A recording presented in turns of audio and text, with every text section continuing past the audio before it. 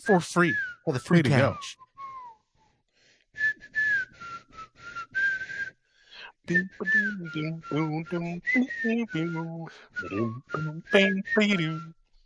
Welcome back. Welcome back. Thank you for joining us for another episode of Nostalgia Land. Today we have I think it's just super nostalgic for most of us. I think because it was also like re-released in '89 is what I saw on the VHS, which is why it was so prominent, I think, in all our... You know how they used to do it. Yeah. We're bringing it out of the vault. Coming soon to video cassette. Mm-hmm. Deep from the vault. It's 1973's Robin Hood, the animated classic. It's featured with animated people, anthropomorphic. Disney. From the great Walt Disney. One fun fact that I was particularly fond of and didn't know about this movie was it was the last movie that the 9 old men worked on. The original animators. And it was the first movie without Walt. Oh, really? Oh, Walt had no involvement. I thought you were going to say, like, it's the first movie that the 9 young men worked. Oh, Their man. sons came around. Well, we're jumping in, but let's hear that bump.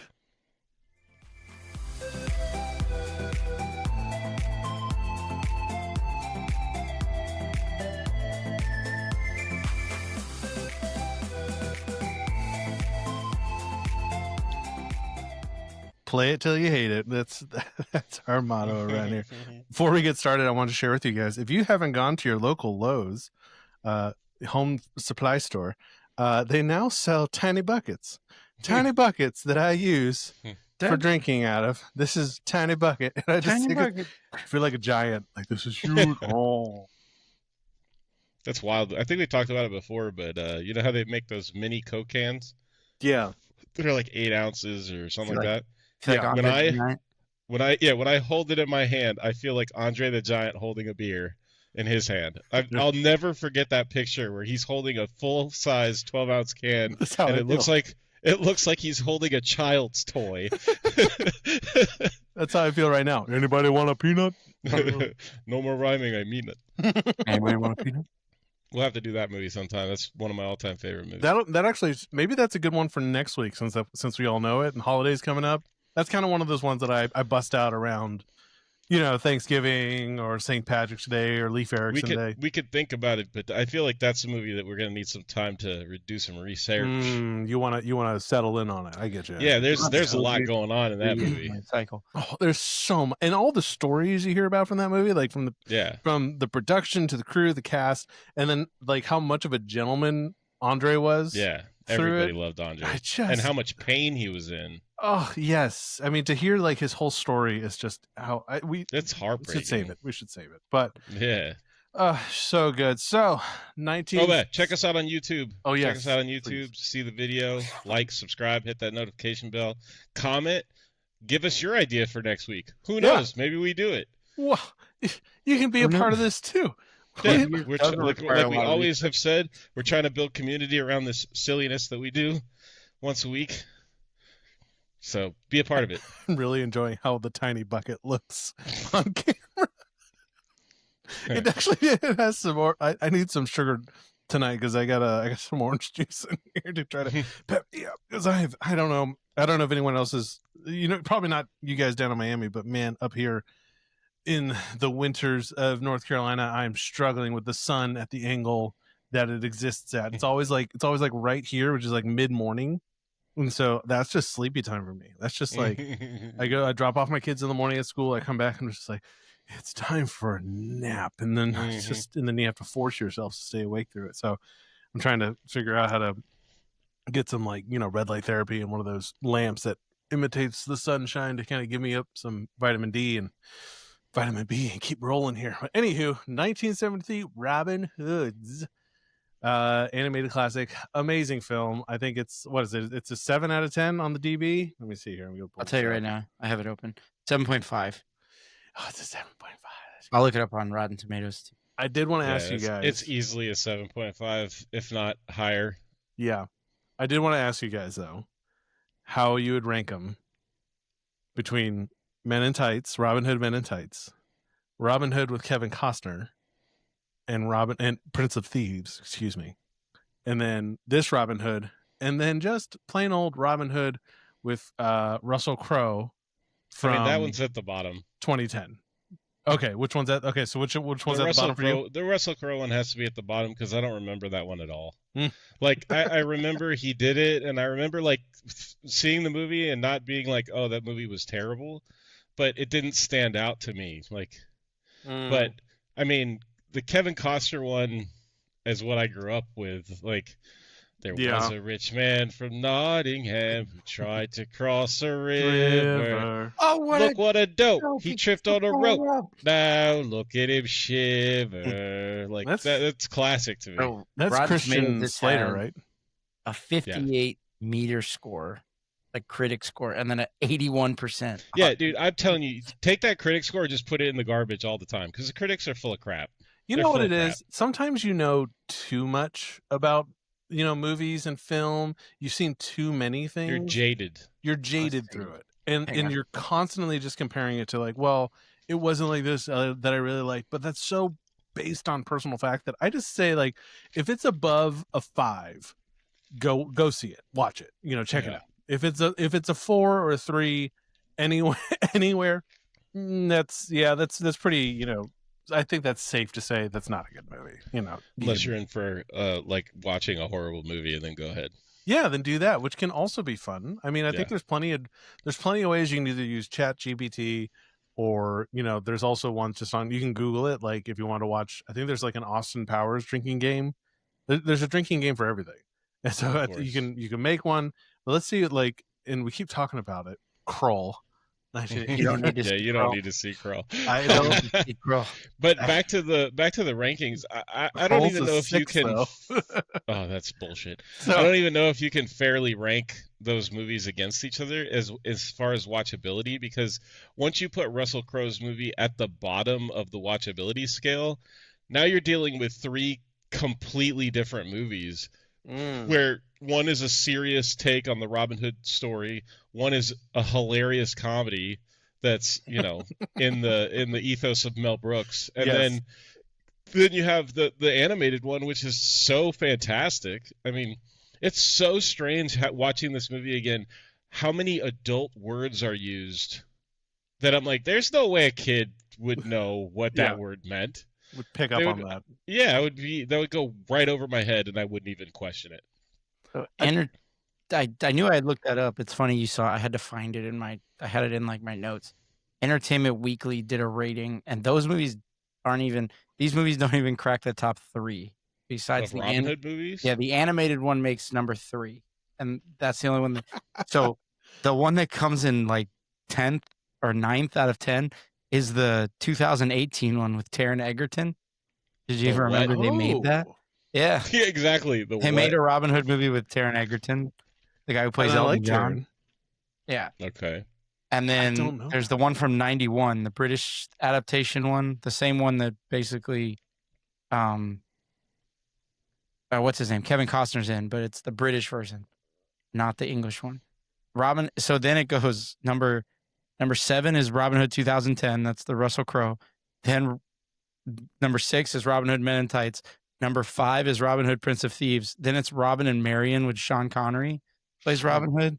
What? From 1976. Okay, well, I've never seen that. Plays Maid Marian. Then Robin Hood from 73 is number 3. Then Robin Hood from 1922. Is it Robin Hood and His Merry Men? It's just called Robin Hood. Okay. And then the number 1 is The Adventures of Robin Hood from 1938. So it came out after. I feel like they're just like they're the OGs, so they get bumped up there. But out of the ones we were talking about, the animated one ranks highest. It's like have you ever seen True Grit? Yes, no. I've seen True Grit. So they made a modern day adaptation. The Coen Brothers did. Yeah, and it's a phenomenal movie. It's really fun. And John Wayne made the original True Grit, and our dad was telling me about it. So I actually went and watched it, and I'm like, oh, this is a good movie. It's very in that time period of all the westerns coming out and John Wayne being the Duke, and it's really good. But I'm partial to the newer, darker movie, but I also saw it first. So it's kind of like this is my true grit and that is his true grit. So they'll never be on the level for us because This is you my saw true one grit. first. Exactly. Was this anyone's? Was this Tyler? This would have been yours or Travis's. Did you see? They re-released it apparently in movie theaters before they then republished it on VHS. Did you guys go see it I in the don't theater or remember no? if I ever saw it or not. Trying I'm to not good at remember. remembering that kind of stuff. What's funny is I so brightly remember going to see Star Kid in that random movie theater that was next to Coco Walk. It was like a threeplex or something. And there was like back in the day, there was the Coco Walk movie theater, the Regal. And there was this weird side movie theater just like a block down from there. And that's the last like big memory I have of what movie I went to go see.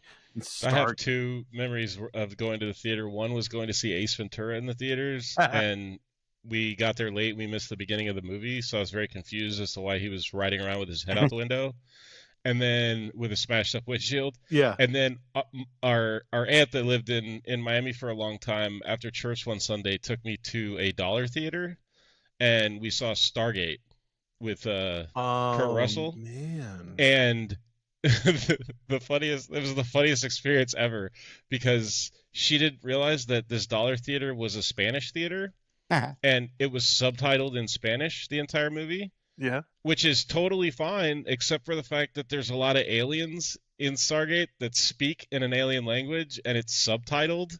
And so you couldn't understand what the aliens were saying because it was subtitled in Spanish. And she kept saying, I'm so sorry. I'm so sorry. And I finally just turned and I said, yeah, Marcia, I've seen this movie like 5 times. It's all good. You want me to explain to you what's happening? Yeah. I got you. So I told her what was going on, and like, it was awesome. But it's one of those things that you'll remember that forever. Like, I don't know. Subtitle, zip it. Yeah. Zip it. Zip it. Man, just so I remember this one very distinctly being on our VHS, our wall of VHS tapes and our cabinet of VHS tapes. And I mean, just loving that. I remember I'd put this movie on like probably once a week at least when I was like from the ages of 5 to maybe 7 or 8. This was constantly rolling in the VCR for me. But what's funny is I know that a lot of the characters in this movie, because I always thought it was budget, but I just recently learned that it's not. But I used to thought that they reused a lot of scenes and stuff. Yeah, I was actually going to talk about this too. Because that was fascinating to me. I found this one YouTube video because there were a lot of videos that I watched where people were saying it's called Xeroxing, where they use basically almost frame for frame, shot for shot from other movies, like the part when Maid Marian's dancing, when they're singing the. Upon on the phony king yes, loving. the pop song, yeah, exactly that song. That's shot for shot from Snow White. And then when Little John's dancing with the chick, King Louis and Baloo from with the hen. But I actually found out, and there's actual interviews with animators from that time that worked with the head animator from the 9 Old Men, that talked about how it actually takes longer, and they can't reuse the animation. They have to redraw everything because the characters are not the same. Even though they are the same, they're different colors, they're different, they're wearing different things. It's completely different. It actually takes longer, and it's harder to do because you want to be as true as possible to what you're mimicking. What it really was the head animator showing his knowledge of animation, because back then these movies came out in the theater and then you never saw them again. There was no tape that they came out on. There was no VHS or anything like that. Yeah, there wasn't a library there. Blockbuster. When did Blockbuster come around? 89, 88? I'm gonna look that up. But like the video rental stores, and putting this out there didn't have this. There wasn't. It's crazy to think that they would make these kids movies, and Disney did it so that there would be something that kids would look forward to when they saw him. They saw them in the parks, like in Disneyland, and then later on but there wasn't really like the idea of the marketing for the children's like media. That wasn't really a thing until I want to say The Little Mermaid came out in 89, and then they were like, oh, holy crap. And it started this huge renaissance for Disney to then create all these other movies too, which were basically musicals with Alan Menken Steven Sotheimer. Am I saying his name right? Probably not. Sodheim. I don't know. It's something. close to that. We do this a lot. If you're just joining us, we do this a lot with names. We're not very good at it. We're not good with the names and the words. Yeah, so Blockbuster. I'm not good with the boys because I used to be one. But I mean, him and Alan Menken writing all these movies and stuff, and now that was such a cultural thing, and it's so cool to me that I can still show my kids these movies, and when these movies are on, they like shut down, they stop what they're doing, and they focus. And if you're raising kids these days, you realize how difficult that is to get them to do that for anything. So did you see the studies about that they did about showing kids 90s TV as compared to TV and like internet shows today? I did, but yeah, sure. Yeah. Where they found that if you take kids and you sit them down in front of a 90s show, they get sucked into the show and they watch the entire show. But as soon as that show ends, you can say, okay, now let's go do this. And they just say, okay. And they go and they do other things. If you put on like your today's stuff, I wouldn't say Miss Rachel and like I think Bluey also was kind of excluded from that. Banger. Yeah. Where new songs up banger. They're more in the vein of the old school where they're not as like cut, but like Cocomelon is like crack for children. Yeah. Yes. And they can't be pulled away from it. They freak out when you try to get them away. And it was really fascinating to see that the stuff that we grew up with was a lot better for the developing mind. Yeah. Than what the kids are. A lot of kids are subjected to these days, and parents have caught on. I think a lot more.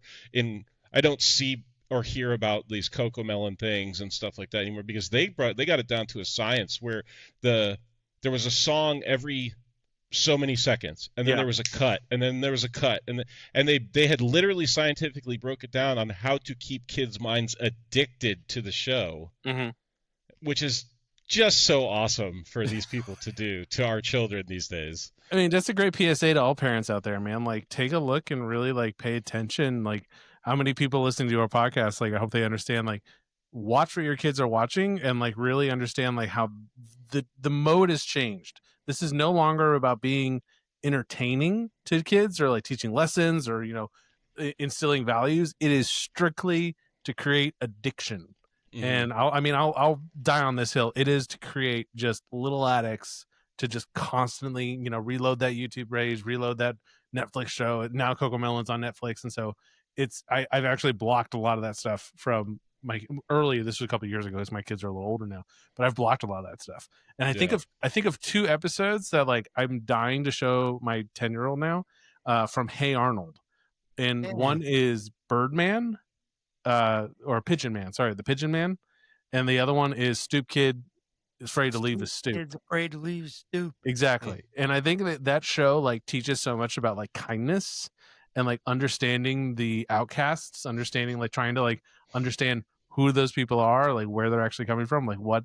There's so much depth to the show, so maybe that's what we should review next week or something. I don't know why it made me think of it, but I saw a meme like yesterday where it said that Sesame Street will have its first homeless character. Yeah. And the first comment was, Oscar the Grouch has lived in a trash can for 47 years. That Dave Chappelle bit. Yeah. Oh my God. Come on, like Gob Grouch. Yeah. Then we wonder why our children grow up to step over homeless people. Get it together, Grouch. Well, there was a job, Grouch. Bitch, I live in a freaking trash can. Bitch, I live in a fucking trash. The poorest person on Sesame Street, and nobody's helping me. Well, what's it recently on SNL during the news segment with Colin Jost and he was talking about how Sesame Street is now introducing two more black characters, two more black Muppets, and his question was, so are all of these Muppets white? And it was like Big Bird and Grover and Elmo. And all what the hell is Snuffleupagus? Wait, hold on. He's like Dave Chappelle said, he's a drug addict. Hi, Bird. Give me some smack, Bird. Smack, Bird. Oh God, yeah. So I thought it was interesting. I love everyone being represented. I certainly think that's great visually. But I did ask that question. I was like, wait, what? Then who? Never once in my life did I think about race when I was watching, unless they were talking about race on the Yes. episode. Which Did I think about, man, that giant bird is a white dude? That's my white friend. That's my. I thought he was a giant yellow bird. That's what I thought. You're I used wrong. to love. You ever see the movie where they do like the road trip? Big Yes. Bird's Adventure, something like that. Yeah, I remember that. Yeah, Man, that's taking me back right now. that's a good one. That's like the original Muppet movie for me, dude. That's up there. That's a good one. Oh yeah, so many good options here. Please comment, let us know what you want to hear if one of these stuck with you. But I think we can get to the plot. What? One thing, huh? Please do Sesame Street. Yeah. This episode brought to you by the letter Q. One thing I love in this movie is the music and how you could take the music out and the movie works without it. Mm-hmm. That it's not so it's not so essential to the plot where they use it to explain everything to you, but it does a little bit. But like it opens on just the whistling. Mm-hmm. Which we did at the beginning of the show, and then I can't do right. My mic blocks it out. Right after that, followed into Robin Hood and Little John walking through the forest. Well, I like the way they do the song in the beginning is like them coming out of the book. Yeah. Yes. And they're just like parading past and doing all that stuff.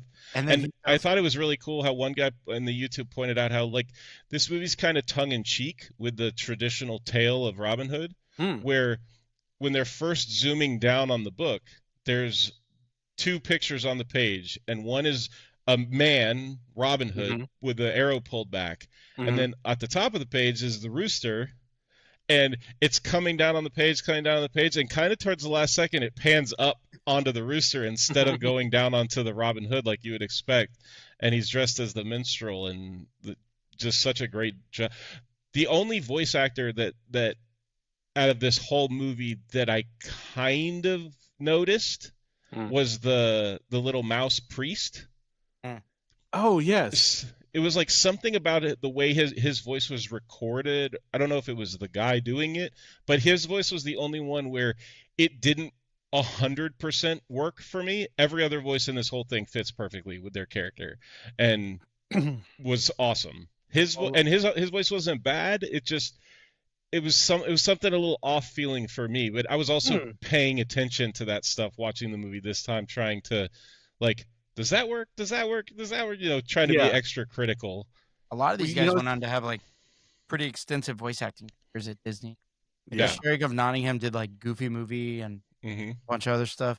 The Little John is Baloo. Yeah, and this was the last movie He's really he did good at before he playing died. bears. Oh man, really? This was the last Disney movie he voiced before he passed away. Phil Harris. So Phil Harris, I know him randomly that my grandpa had his album. It's like a comedy album, and he has one of those. It's such a recognizable voice. And you're like, why are you listening to Baloo? Yeah, I was like, what is this? And he was like, no, let me show you, let me teach you. And I think it was just after these came out on VHS, and I was watching them all the time. I'm sure I had a copy out in Missouri too. And one time he put on that album, and he played that song that goes, "Get out of here with that dun dun dun, and don't come back no more." Like he has a lot of comedy, and he's like such a cool, like hip cat, man. Like I have no idea who told him to be like, you're the 60s, you're gonna be amazing, and just like, yeah, real jivey kind of cool guy. Like, and it just works for him. And he was like in his 60s, like 70s then. Duke Silver. Yeah, but back. I love how this opens up. Yeah, let me see. Yeah, he was born in 1904 in jazz. Wait, so Phil Harris died? Is that right? Because he says he lived to 95.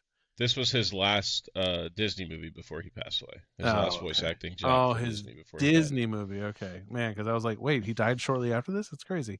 No, but I did love how the first time I watched this, and this is pretty recent actually. We like last week we're watching this, and then when you guys suggested it, I was like, oh yeah, let's do that. I kind of noticed that it was like, in a way, it was like Disney kind of was like knowingly saying like, hey, these are characters that like you kind of know already. Like Baloo is still being the bear, and that's still Phil Harris, and there's a lot of that where it was kind of, it didn't feel recycled. It just honestly it felt like a stage company. Like this is the set like a cast. theater. Yes, this is the set cast, and now they're portraying this. Yeah. And that, I actually, the way they introduce the characters in the opening credits is great too, because it kind of gives that same like, okay, it's this person, he's playing this a bear, it's Phil Harris, he's playing a bear, or Little John, and that's his title, is his tag. But you're right, it opens up as such a great, like, just a song, just a minstrel by the Alan Adale.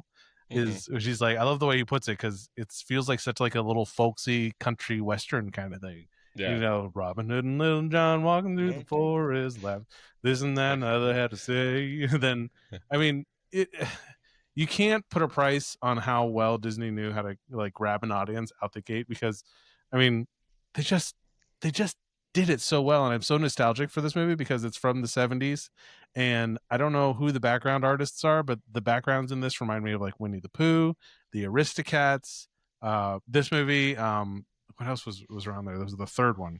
This was driving me crazy. This movie reminds me of this movie. Yeah, this movie totally took me right back to Robin Hood when I was watching Robin Hood. But it's that sketchy, like, if you look at their outlines while they're moving, like their outlines change almost every single frame, just a hair, and so they kind of have this sketchy, like they're really moving, like they're very alive, and it's something I think Disney captured, and they're like, oh, that totally works, that's how we do this. Because otherwise, I don't know, in terms of an animation style, so many animations, like especially from this era, from early on when they weren't sure, you know, okay, we're doing this, we're doing hand-drawn cells still, some of those still feel so stiff in comparison to what's happening here. So I don't know, if you want to roll on with the plot, it's very fluid, very fluid feeling, this one.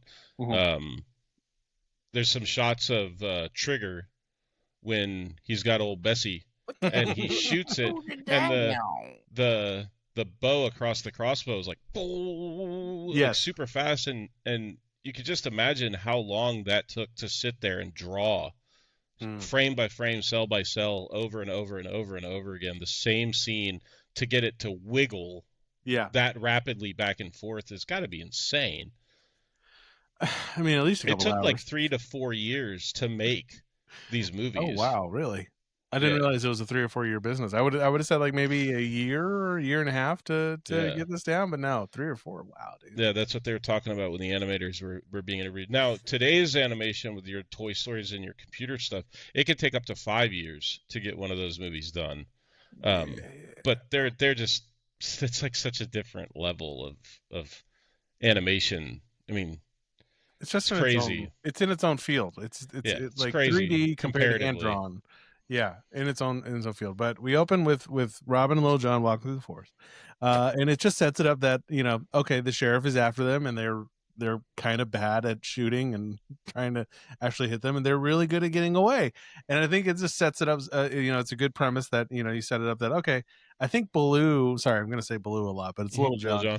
Little John asks at some point, is like, Robin, like, we the bad guys here? Like, that's one of the moments that I was referring to earlier, where it's very adult in the stuff that they're addressing, where small children are not going to pick up on what they're talking about.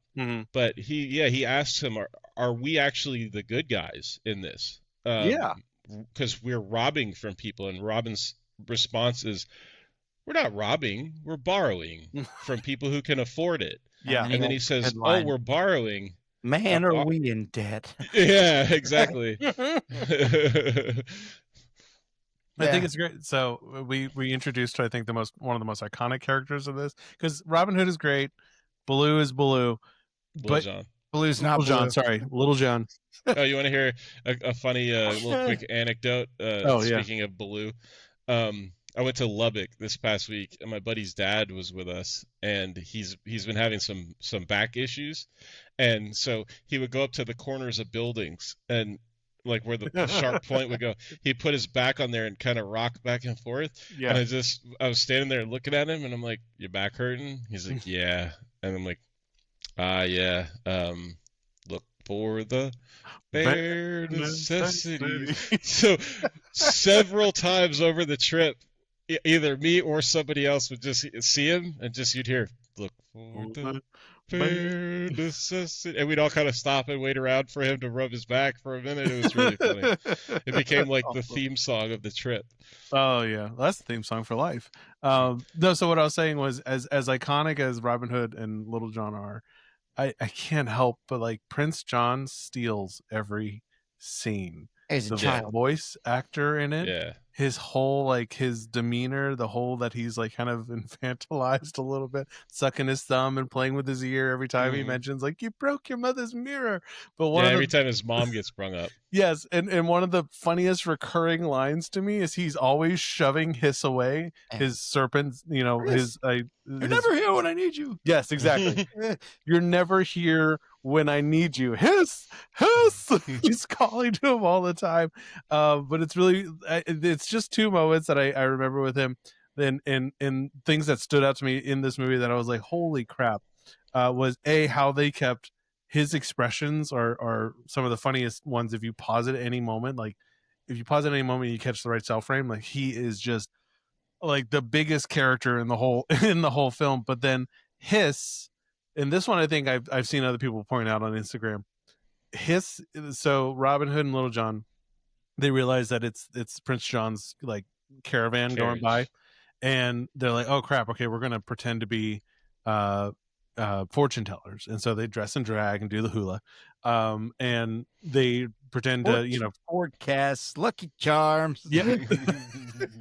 But it's two scenes where it's like I accidentally paused it. Was Baloo's like, hell no, I'm not about to go rob the actual prince. I'm not doing this.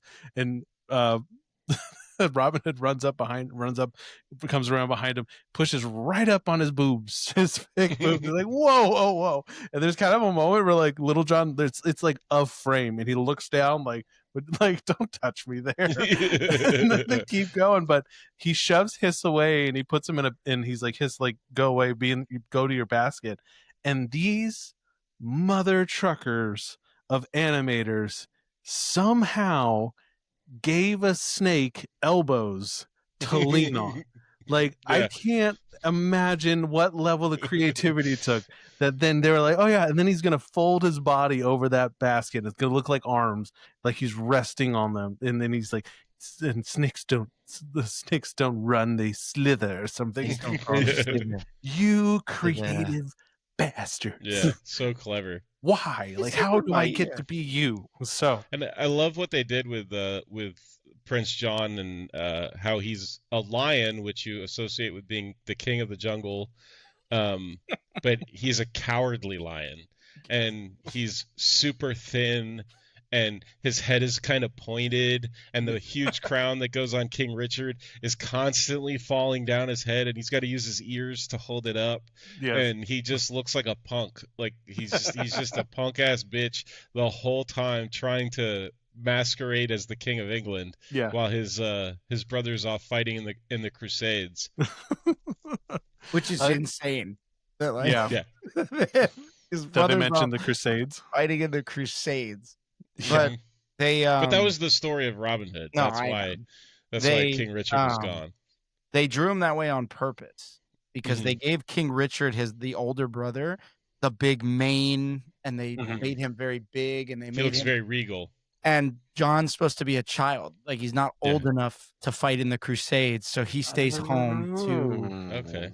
to run the kingdom, and that's why You know what it felt like to me was very Lion King esque with Yeah. Mufasa and Scar. Yeah. Mufasa is this giant regal lion that, you know, with James Earl Jones for his voice, very booming, very like, you know, demonstrative.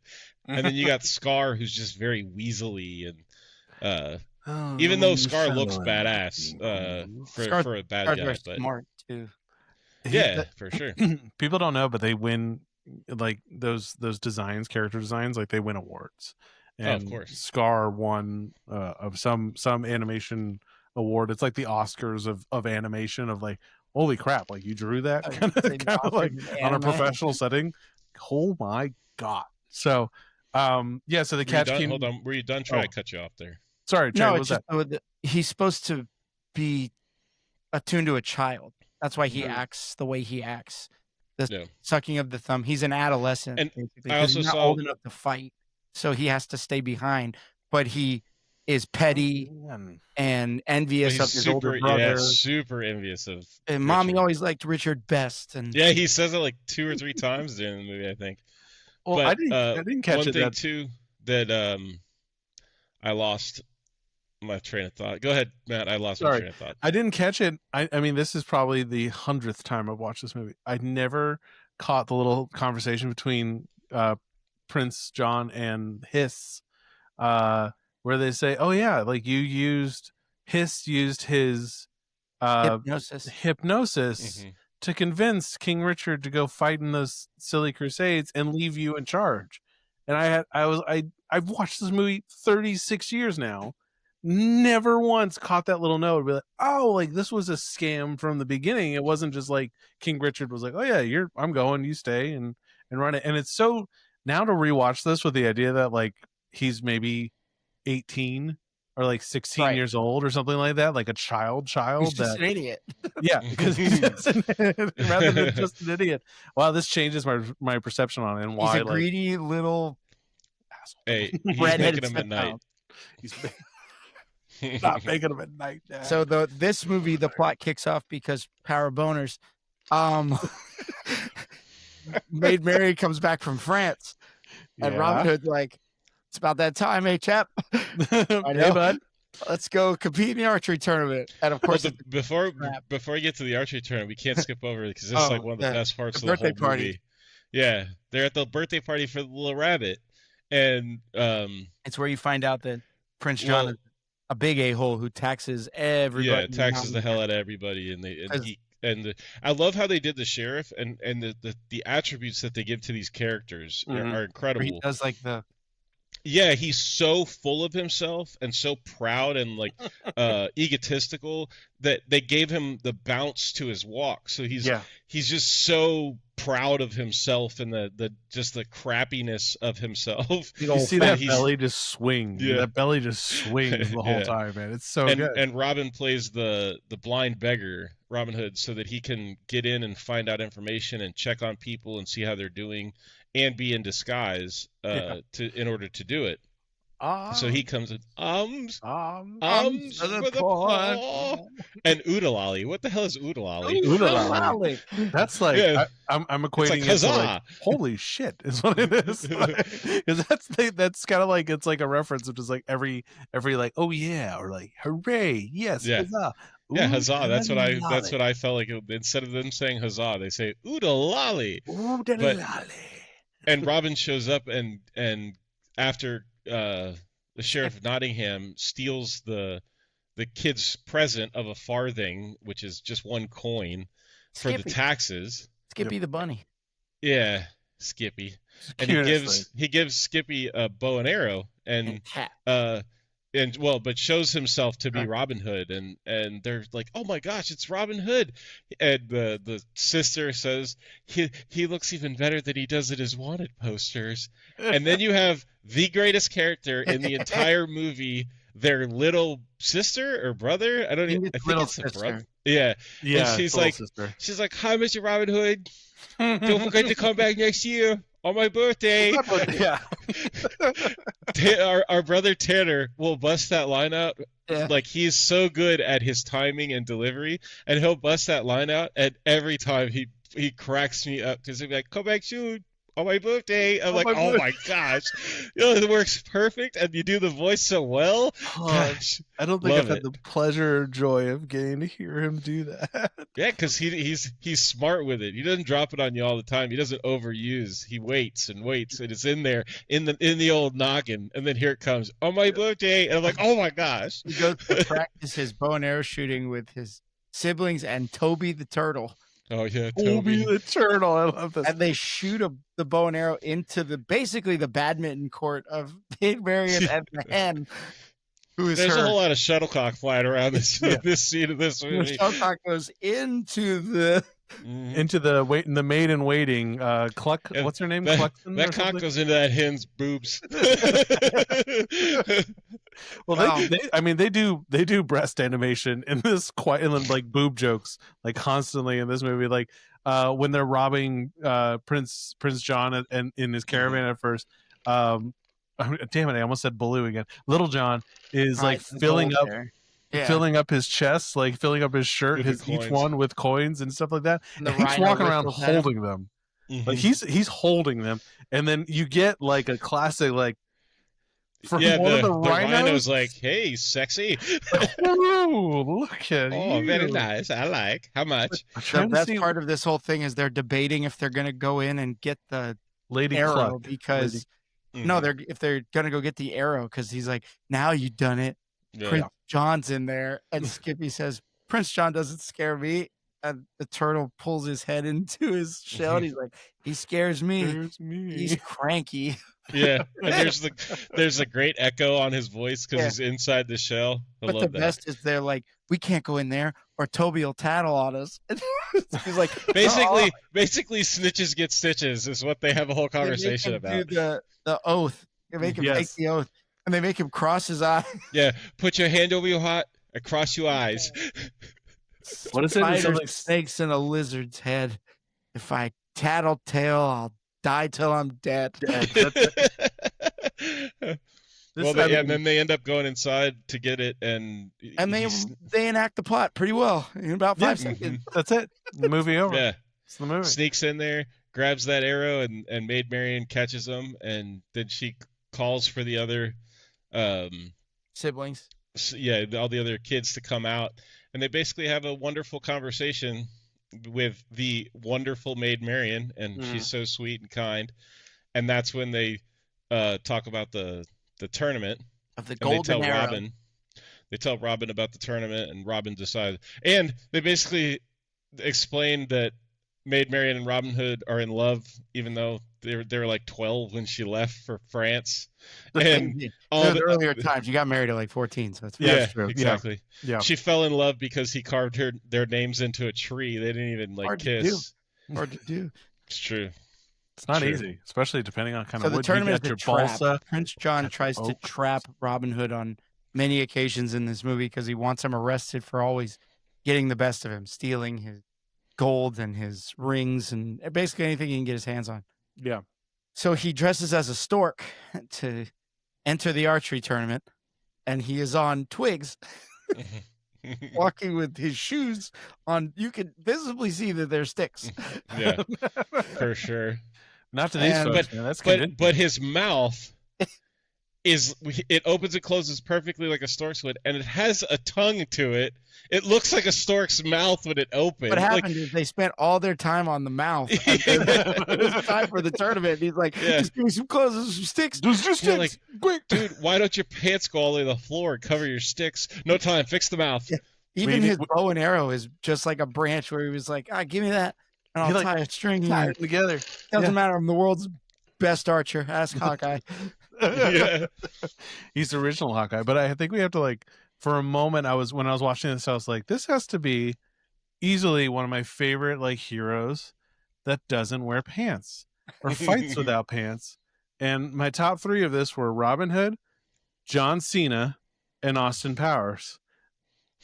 Fully, like they have full episodes where they're not, and I mean Robin Hood's not wearing pants throughout this whole thing, and that's why I actually wanted to pull it up because so many people in comments of this movie were like, this was like my first crush. This was the person. This was like Robin Hood was like the first thing that I felt like as a woman. And I was like, I had full crush on it. I wanted to share this clip from Kimmy Schmidt because I just realized like, oh my God, it summarized it so well. Let me play this for you. If you're watching, please come to our YouTube and check it out. Or listening, please come to our YouTube and check it out. You know who Robin Hood is? Yeah. That Disney movie where Robin Hood's a fox. When you were little, did you think he was handsome? And then, like, your crotch gets a headache? Are you kidding? That voice and how he didn't wear pants? Oh.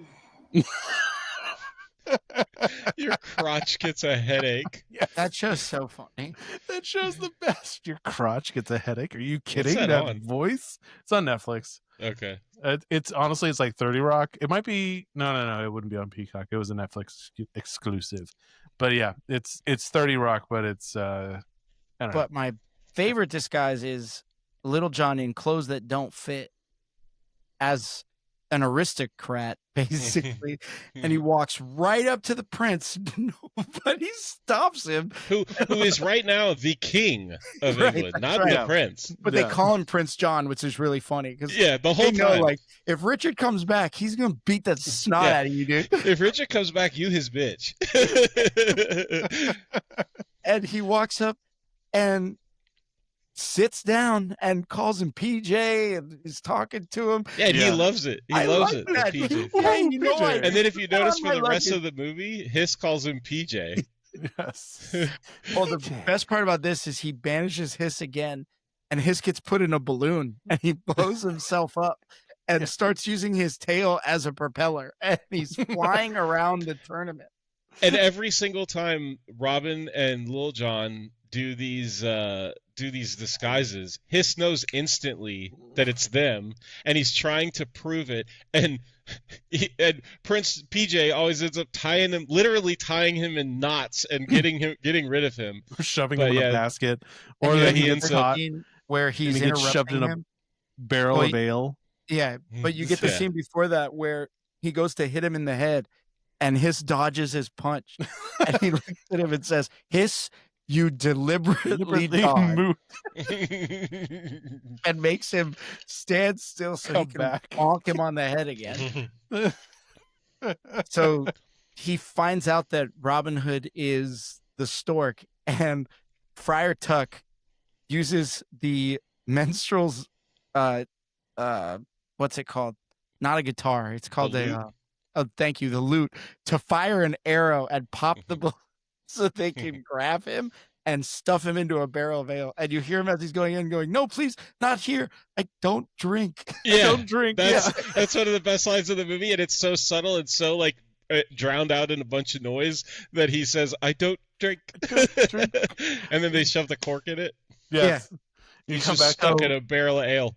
The finalists are Robin and the sheriff of Sheriff, Nottingham. yeah. Rib, Yeah.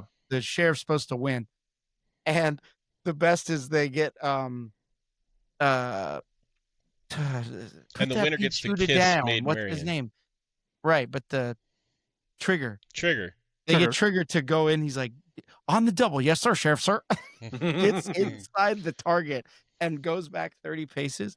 And the sheriff shoots and is going to miss this target by about 40 feet. And this bird just flies into the air and punk right in the chest. And he tries to mess with Robin by hitting the bottom of his bow, and the arrow goes way up in the air. And you get the cool scene where he fires the arrow to hit his original arrow. So it comes down and rips through the center of the bullseye. Yeah, And- it's the sheriff's arrow too. Yeah. And entwine, split it in twain. In twain. Twine. That guy And he yelling. goes to bow to Prince John to accept the arrow, and he cuts his disguise off, and Yeah. they seize Robin. And then Maid From- Marian makes the plea for mercy to free, and he's not going to do it. He's going to let this super cool looking executioner rhino. He looks like the dude from Pigskin Football, Yeah, he Yeah. does. At It halftime. is a great game. and he's coming in. And all of a sudden, Prince John is like, "Release my buddy!" And you're like, "Buddy!" And it turns out that Little John is behind the curtain, basically stabbing him with a knife, Yeah. telling him, "Release my buddy, or I found a new pin cushion." Yes.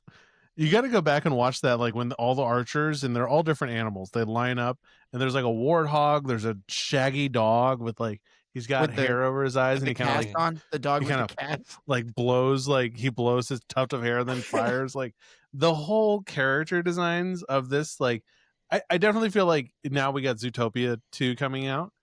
They definitely came back and watched how Oh no, the guy These that characters. did Zootopia, he was in that same YouTube video I saw with the interviews with the animators, and he talked about how that's why he wrote Zootopia, because he was such a huge fan of this movie when he was growing up, that that's why he went with the what is it? Anthropomorphic. Anthropomorphic. That's what it is. 'cause, like, With that style and that storytelling avenue, because he was such a huge fan of Robin Hood back in the day. yeah, because I mean, like you look at, I mean, there's pigs, there's warthogs, there's a goose, there's turtles. There's some kind of ferret thing. I got to pull it up next to me on this. But like I'm looking like there's some weird ferret. The raccoons are one of my favorite ones through the whole movie. That's actually going to be my question for you guys at the end of like of the side characters who are your favorite. But we can keep going. But Come I mean back like next year on my birthday. yeah, but there's so I mean amazingly character design, anthropomorphized, I think it is. Forgive us, anyone listening. Words, we know words. Take 3. Anyways, I know some of these words. yeah, I know some of this, but they're so beautifully like designed and decorated. Like this is a study class, and it does honestly feel that way of like, oh man, the 9 old men, like this was their. Could you like, imagine last being able hurrah. to sit down and just be like, "Oh, I'm gonna draw Little John or Prince John." Done. Yeah, and figure that No out. problem. Yeah. Like, It's no just- worries. I could just do that whenever I feel like it. Like, Mhm. I'm bored. I'm just gonna draw this cartoon scene. Yeah, cool. I wish. Oh, you're fine. People are like, "Can you draw a stick figure?" And I'm like, "If I give it a lot of time." I don't know. I can't draw to save money. If you put a gun to my head, I'd be like, "Oh God, just shoot me now."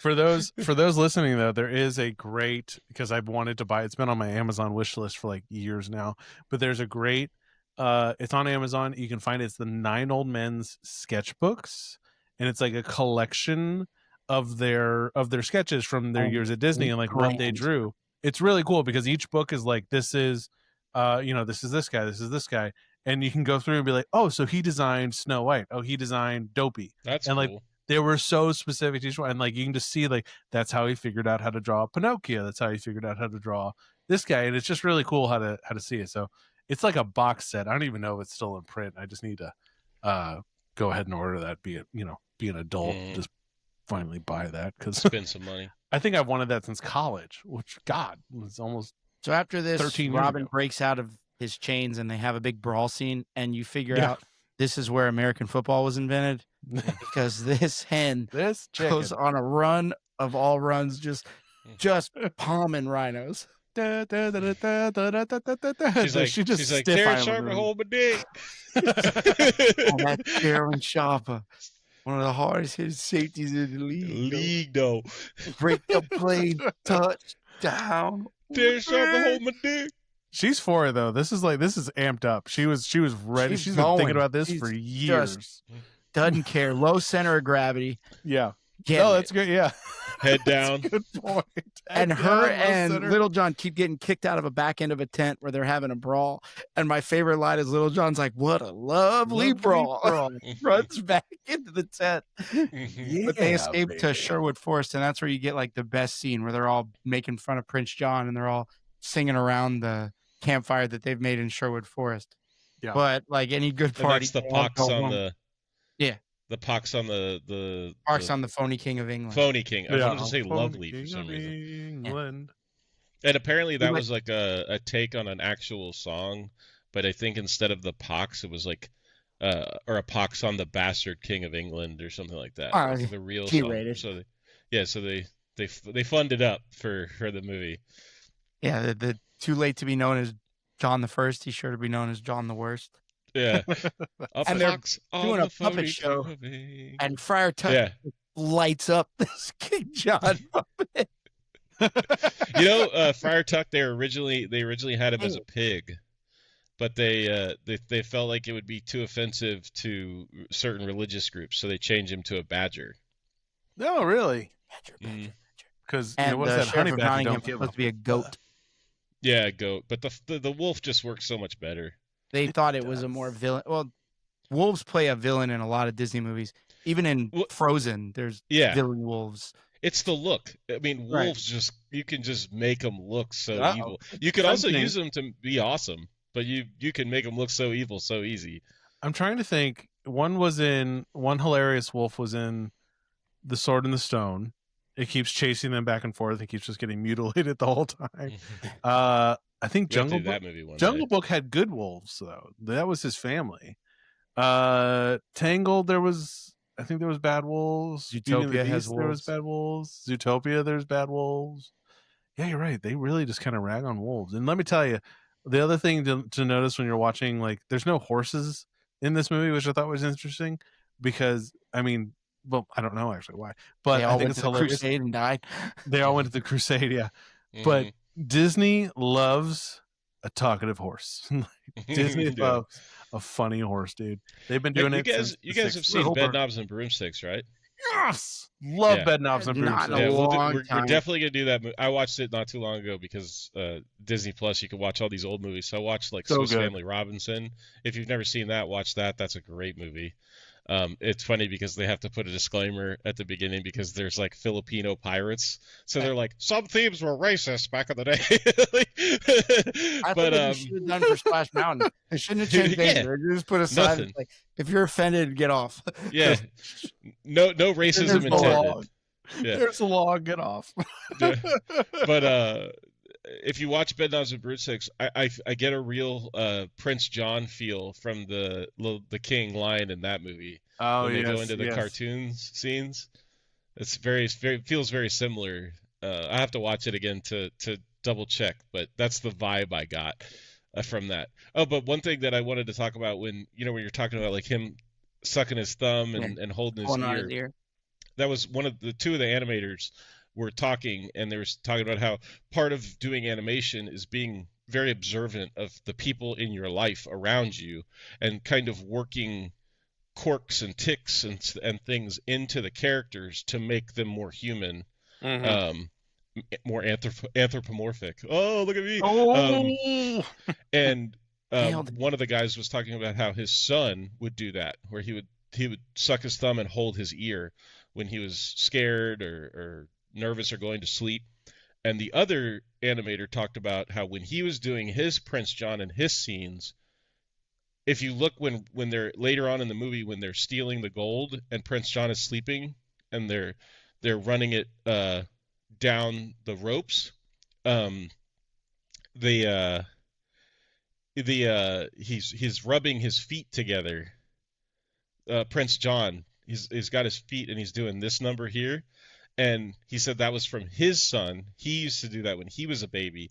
And all I could think was, you, when you were a kid, you used to do that. And I was like, because you were young then, like a little kid, and you'd be like, oh, let me just like lay down with you. And I'm like, all right, fine. So you like lay down, and you start like digging your feet into like under my leg. I'm like, okay, get up, you fucking piece of shit. It was how when my feet hurt, it was a way that I could massage my foot. Yeah, That's I was like, get out of here. That was super funny. I'll still do it, but I won't. But now I'll do it in the couch. Like I won't do it to other people. It's just to get compression on my foot. Right. So because they've now won and are, rubbing Prince John's nose in it by making a song, he goes. What happens is the sheriff comes walking into the town singing the song, and they're talking back and forth. No, not into the town. He's in the castle. He's in the castle. and this does the me. Yeah. Hiss is like, oh, let me give it a shot. Oh, a pox on the 40 King of England. And Prince John is standing there for this. And he's like, the marvelous, the benevolent. And he's like, no, the phony wheel. The sheriff's correcting him, like, no, he's an idiot. Yeah. And that's when he gets super pissed off and he says, double the taxes, triple the taxes. The sheriff is like, this is a banger, dude. Like, right. What are we talking about? They're jamming out to it. And it cuts to the rooster in prison. This is my favorite song in the whole movie, and it's like 5 lines. And Mumford & Sons does a good cover of this song too. Really? The Not in Nottingham, isn't that Mumford & Sons? I think they do. I'm pretty sure they do a cover of it. That's pretty good. And he basically said every town. And the best part of that is you get he says, and if you couldn't pay your taxes, as he starts to play the song, you go to jail. And it pans up and he says, yep, I'm in here too. Yeah, they got me too. He's the only one that they don't put in the white and black though. They don't put him in the white and black. He's in the menstrual and they let him keep still. his loop. Yeah. But while he's singing the song, you get the beat of the drums is them dragging the raccoons, dragging their ankle, their ball and chain. And it sounds like a. So then the sheriff goes into the church and steals from the poor box that the mother, the one farthing that the poor sister little mice. And Friar Yeah. Tuck loses it and starts belly bumping him. Love that. Yes. Get out of my church. Get out of my church. And is basically one-on-oneing the sheriff with a stick, and he's winning until the two vultures Trigger. come. Yeah, Trigger. Trigger pulls Get his him with hood the- over his head, and then they get him the with sheriff the- latches him. Clasp. Trigger and Nutsy, which I know Trigger, I think the voice of Trigger and the sheriff were Pat. So Pat Buttram is the sheriff, and George Lindsay is Trigger. And I'm 99.999% sure they were the two dogs in Aristocats who are out in the country. And they're like, "Where's my Betty Bob basket?" And he's like, "I'm the leader. I'll tell you when we're going." All right, let's go. I love those how they voices. gave these characters, even all the way down to Nutsy, they have moments that you remember them for. Yes. And Nutsy has the 1 o'clock and all is well. And he has the Jeepers, Trigger, put that pea shooter down. Wait a second. Is the safety on, old Bessie? Yes, sir. That's right. You go That's first. what I'm afraid of. You go first. So the final trap for Prince John is he's going to hang Friar Tuck, and he broadcasts it so that Robin finds out. And Well, Robin does the trick again. right, and they Dresses as the blind beggar. and and the best part is with Trigger and Nutsy. Nutsy, who he's talking to, and it might even be a double hanging. Trigger's like, Yeah. shut your mouth. He goes, "Hey dummy, get to playing dumb." or something like that, something close to that. He basically calls him dumb and then says, "Start playing dumb." And as the beggar, he said, "I thought it was Robin Hood he was after." Nutsy goes, "What do you know, Trigger? He gets it." He's so funny, man. He's so funny. And Which is so- funny because that's what Prince John wants in the end. He wants Right. Robin to show up to try and save him. But he wants him to show up kind of like they On do the in day of the Prince hanging. movie, on the day of the hanging. But he shows up the night before to break Mhm. everybody out of jail. And if Robin Hood could have, his greed almost gets him here. Because if he Mhm. could have just let those 2 bags go, that Prince John was holding, everybody gets out. And Yeah. and we're good. I think it's Yeah. the point of like he wanted it to really hurt. Like it's I not think just if like he woke up with only 2 bags of money and no It prisoners, would have really hurt just the same. Yeah, I guess so. You're right. I just love that Hiss has his own personal rocking basket at the foot of Prince John's bed. Like he's just supposed to be there the whole time. oh, you're It's just just never really around when I long. need you. Yeah, you're never here when I need you. And they jailbreak everybody, and they're finally getting away. They've made it. They have all the money, and the little sister is, "Wait, mama, wait for me," and is And running. she's like, "My baby." And Robin's like, "Well, here we go."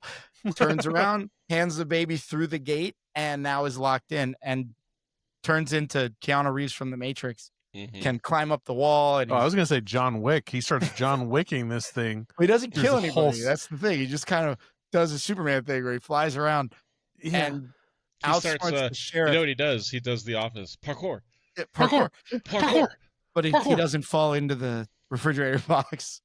Yeah, or the garbage can. And Parkour. he gets up to the top of a tower that the sheriff has set on fire and jumps into the river. I don't know how I kept doing it, but you get distracted while you're watching these movies, and I kept missing how the tower is set on fire. And it's basically he's just chasing him with a torch, And he's and swinging Robin runs through some a drape. curtains, Yeah. and he just wipes the freaking torch across all these drapes. Like And you probably Robin shouldn't do fighting that. him with like wooden all that chairs as shit they're on fire. inside. So his weapon keeps getting lit on fire, and he keeps having to Mhm. like, oh, new weapon. Oh, Can I- crap. That's flammable too. Can I nerd out for a second as a animation study No, person? Please, no, please, Trey, please let me nerd, please. Okay, all right, just real quick. Okay, so they're running away and like the guards are shooting arrows at him and stuff like that. They're heading Who out. all have and stormtrooper aim, by the way. they all stormtrooper aim. So Skippy the bunny Yeah. and Robin Hood both draw bows. Okay, Robin lets his go. When Skippy lets his go, and it's such like a, again, like you gave Snake's elbows to rest his head on. How did you? So Skippy fires his, the little kid, and it's such a little kid thing to do that the tension from the bow when he lets it go causes him to stumble forward, and it's just 2 little animated steps, but it sells the scene so well that like, oh, Robin Hood, he's firm in his grip, he got it, and he shoots the wolves, and it catches all their coat sleeves and pins them. Yeah, And And I love that scene too because with the stumble forward from Skippy, when he looks up, he thinks he shot the arrow that got all of them. Oh yeah, dude. I love that, man. I can't tell you how much, just as a wannabe animator person. It's those little things like what Trey and I were talking about, where they take these little moments and these observations from real life, like with Prince John rubbing his feet together, that almost make them human and give them real personality, and that like they're not perfect, they stumble forward, they do these things that would happen to people. It's cool. It's really cool. It's just so amazing. It's the attention to detail is what makes it. It's what sells it. Yes, absolutely. So then you get your stereotypical the hero's dead moment. They all think Robin is dead in the water. Dude, and Disney was not shy about breaking your damn heart back in the day. And Little John starts to cry, and the Skippy's like, he's gonna be fine, right, Little John? Little John doesn't comfort him. No, Little John's in shock. Walking away. Yeah, he's like, bro, I'm not answering that question. This might have been done. it. Yeah, I'm done. I didn't sign up for this. And you see a straw start to come toward the shoreline, and when Little John bends down to see what it is, a bunch of water hits her in the face. And Robin pops up. Because Skippy sees it. He's Little John, look, Little John, look. I bet he could have swam twice that far, and Robin Hood's like, no. I love how his points out, and look, you've burned your mother's castle. He made it. No, the best is he's alive. You can win again. You burned your mother's castle, Mommy. And he starts chasing him with a stick. After that, it cuts to the town square, and the wanted poster has a big yellow sash across it that says "Pardoned by King Richard." Yes. And then you get the famous line where he's talking to Friar Tuck, and he's like, "It appears I have an outlaw or an in-law," because he married. And they make that joke. They make that joke at the beginning of the movie. Yes, that he would be. I think the hen says, "You know, King Richard, when he returns, could have an outlaw for an in-law." So as a kid, there was a deleted ending in the movie where he's supposed to get wounded by Prince John as he's leaving the. So when he escapes the castle, Prince John is supposed to be cloaked, and he's supposed to stab him. And they thought that he's about to stab him, and King Richard grabs Prince John's hand, and like that would have been really cool. But they thought that it made Prince John look they wanted to evil. keep him more campy instead of evil. Like, I could see that. It would take a lot of the humor out of Prince John if he actually tried to stab Robin. And you do get the fun scene at the end. Robin Hood and Maid Marian go into their honeymoon cart, and Skippy's like, somebody's got to keep him company, and runs. And Little John's wearing the clothes that don't fit. Somebody needs to get this guy a suit that fits. Yeah. You can chutney over there. Meanwhile, Prince John and the sheriff are breaking the royal, what is it, like the royal rock pit? Yes, it's like they're all old rock pit or something like that. Yeah, and they're all breaking rocks, and he breaks one, it falls on his foot, and he just yelps in pain, and is just dying laughing at him. Royal rock pile is what royal it rock says. pile. It's a royal rock pile. Oh, hold up. And then Trigger gives old Bessie a smack, and it goes off and shoots all around the world, and almost shoots them for like the millionth time. And it's then funny it sticks in the heart. It's almost King Richard knows that they're just dumb. They're doing what they're told. Like the sheriff was in on it because he was stealing money from people, and the snake was in on it. The guards, they were just following the king. And Yes. he's like, Trigger, you watch him, because if you accidentally shoot him, I don't really care. Yeah. Use old Bessie. Who gives a crap? Yeah, Oh, you're exclusively to use old Betsy when you watch. I gotta. So I think there's an Easter egg here. At the end, everyone's curtsying and bowing as they pass in their carriage on the way to the honeymoon. I am 90% sure, 99% sure these are a reference. There's little mice next to the blacksmith dog whose leg is broken the whole day. There's little mice in clothes. I'm pretty sure those are supposed to be the ones from Cinderella. Okay. The three blind mice, or the house mice that help. Just her the house build mice that help Cinderella put all her stuff together. I am pretty sure that those are supposed to be referencing to those. Like, that's pretty cool. Cinderella. I love that voice. Oh man. Okay, I wanted to ask you guys, side characters of these who are your favorite side character animal people from this movie? Because my I two got favorite one. are the minstrel. I mean, Okay, the minstrel, yeah. and then come back next year on my birthday. Little sister. Dude, the voice I miss actor you, Robin Hood. is so awesome. Come again. Yeah. My birthday. On my birthday. I miss you, Robin Hood. Like, I love that the speech impediment that the character has. It's so awesome. My and birthday. The kicker for her is too. They go outside. He has this brand new bow, and she goes, "Let me try it, Skip." Yeah. Yeah. Like, it's And then his the other boat. sister also is like, "Yeah, let me try. 'Cause I'm taking the first shot." And Maybe then it's too high. I'm not either. Yeah. Crap. he's like shooting it straight up in the air. If you guys had just shut up for a second, I would have been able to shoot it. You let me think. Okay, can I have a moment with my toy? Anyways, well, how about you, Trey? What's your favorite non-main character? I like the turtle, Toby. and I like Hiss. Hiss is really funny. Yeah, And the actor that voices Hiss has gap teeth, and they kept that as a character trait for Hiss. That's why he has the gap in the middle of his teeth. Yeah. I had to say, so my one of my favorite is the rhinos. Yeah. I loved the rhinos in this, and I thought it was kind of funny. Just when you grow up with Stever, when you learn facts, and those facts always stay with you. And my idea was that rhinos, they have terrible eyesight actually, and so it makes sense that like why Little John could like steal from that treasure chest, like could drill a hole and steal from it. And they're like, oh, what is that? And then when rhinos get moving, they actually their eyesight gets worse. They just run. And so that's why like they're crashing and everything. So I thought that was brilliant. I don't know if they knew that back then, but I knew that, and I was like, oh, maybe they take out the freaking tower. Yeah. But my other favorite character who does not get enough screen time is the crocodile with the axe at the end of it. With the tournament of the golden arrow. Everybody. And his little What a great arms sticking voice. up. Yes, it's such a good voice, but it's so funny how he's carrying around an axe like it's the most lethal weapon of the whole movie. It was like he I think 3 or 4 times they used the same, no, 2 or 3 times they used the same animation of him nearly hitting the old little owls like with the axe. So like it just kind of comes down behind them, and even he's surprised. We're like, oh shit, it didn't kill them. Like, oh my god. So, I don't know. Go back and watch for the murderous axe wielding crocodile of the scene.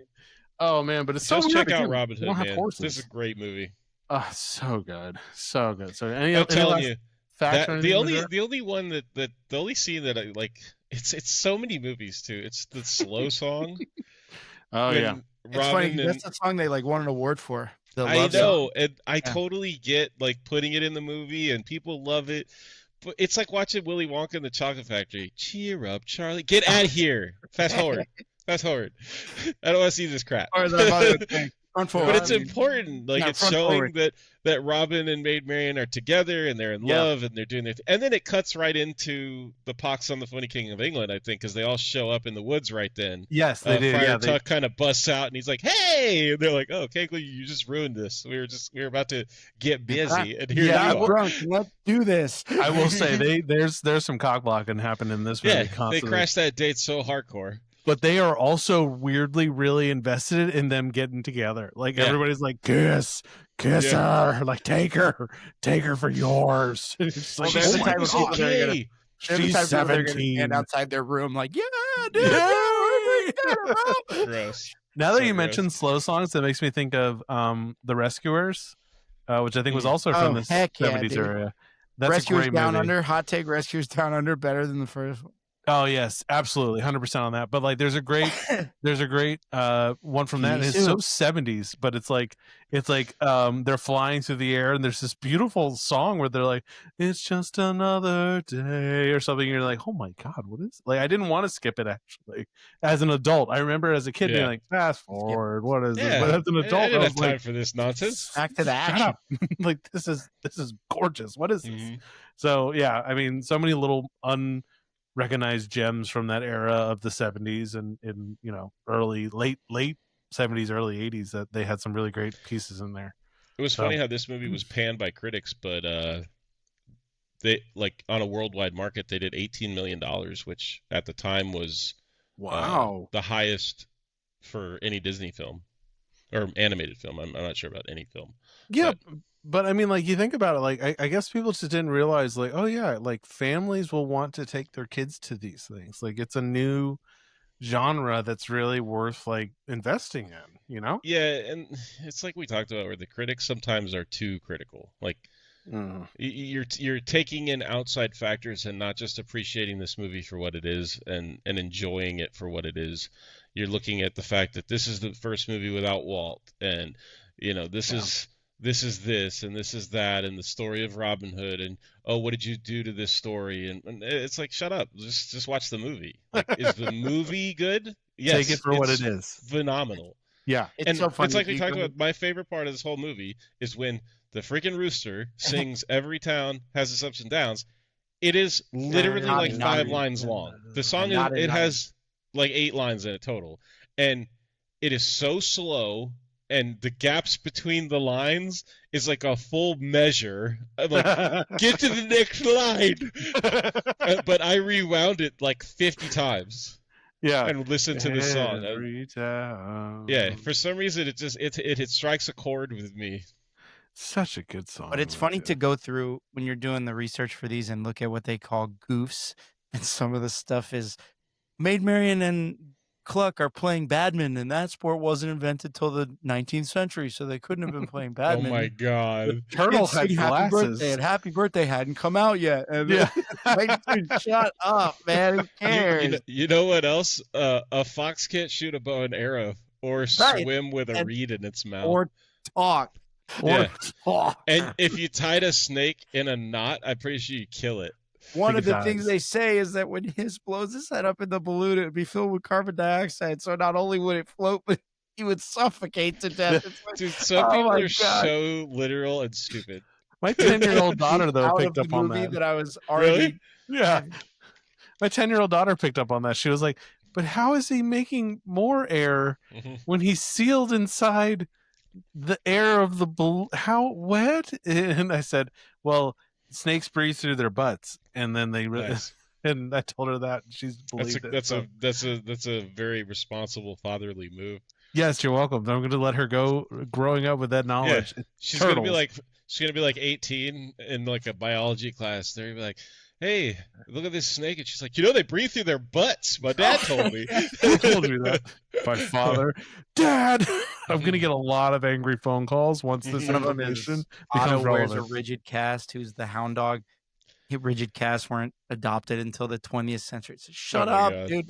That scene is that we didn't talk about that. Shut That scene up. is rough when the they sheriff hide comes the in gold. and they hide the gold. Yeah, they hide the bag of gold down his cast, and the Yeah. sheriff tilts his leg up and the gold pours out, and Not then he even that. starts whacking Ugh. his foot, and the dog's like it definitely Yo. gives a goofy yell. Like that is Yes. a goofy yell that comes out of him. Yeah, exactly. But anyway, thanks so much for joining us, you guys. This was a fun one. All these old school Disney movies are so good. Like one day we'll do Mary Poppins, like just Heck these yeah. classic movies that watching them even today is a joy, is fun. I feel like this one's Um, where they really cracked the code on their animation that they used up until like when Pixar came out, and then they 95. switched over to that. Yeah, when Toy Story was the break. Because where they went Aladdin looks very animated. similar to Robin Hood. Even their later animated ones look very similar to this one. Yeah, Mhm. I agree with that. Yeah. Got to do But Aladdin. King of Definitely go Thieves. give it a check out if you on Disney Plus. It's totally worth your time. It's so fun. It's so good, especially if you have kids. It's a great movie. It's super funny. Fun time. But thanks again. Check us out on all your platforms. Nostalgialand.podcast on Instagram. Check us out on YouTube, especially. Like, follow, share, subscribe. Hit that notification bell. Send it to your family and your friends and the people you hate. Anybody. Just pass it around like it's used. But until next time, I'm Matt. I'm Trey. and I'm Tyler. Cowbunga.